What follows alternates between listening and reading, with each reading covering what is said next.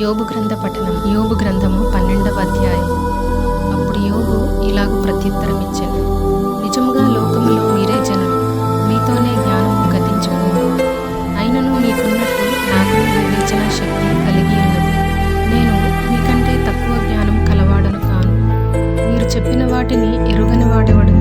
దేవునికి మొరపెట్టి ప్రత్యుత్తరములు పొందినవాడనైన నేను నా స్నేహితునికి అపహాస్యాస్పదముగా నుండవలసి వచ్చింది.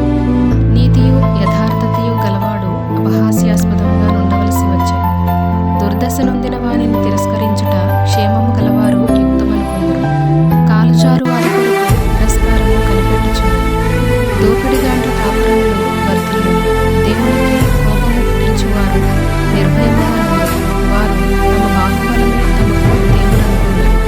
అయినను మృగములను విచారించుము, అవి నీకు బోధించును. ఆకాశ పక్షులను విచారించుము, అవి నీకు తెలియజేయును. భూమిని గూర్చి ధ్యానించిన ఎడల అది నీకు బోధించును. సముద్రములోని చేపలను నీకు దాన్ని వివరించును. వీటి అన్నిటిని బట్టి యోచించుకొనిన ఎడల యెహోవా హస్తము వీటిని కలుగజేసెనని తెలుసుకొనలేని వాడెవడు? జీవరాశుల ప్రాణములు మనుషులందరి ఆత్మలను ఆయన వశమున నున్నవి కదా.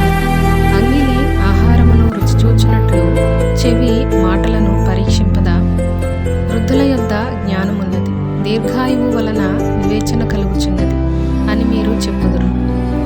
జ్ఞాన శౌర్యములు ఆయన యొద్ద ఉన్నవి, ఆలోచనయు వివేచనయు ఆయనకు కలవు. ఆలోచించుము, ఆయన పడగొట్టగా ఎవరునూ మరలా కట్టజాలరు. ఆయన మనిషిని చెరలో మూసివేయగా తెరచుట ఎవరికి సాధ్యము కాదు.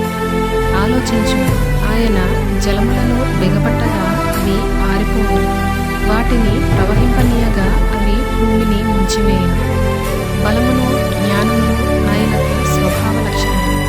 మోసపడువారును మోసపుచ్చువారును ఆయన వశమునున్నారు. ఆలోచనకర్తలను వస్త్రహీనులనుగా చేసి ఆయన వారిని తోడుకొని పోవు. న్యాయాధిపతులను అవివేకులనుగా కనపరచును. రాజుల అధికారమును ఆయన కొట్టివేయును. వారి నడుములకు గొలుసులు కట్టును. యాజకులను వస్త్రహీనులుగా చేసి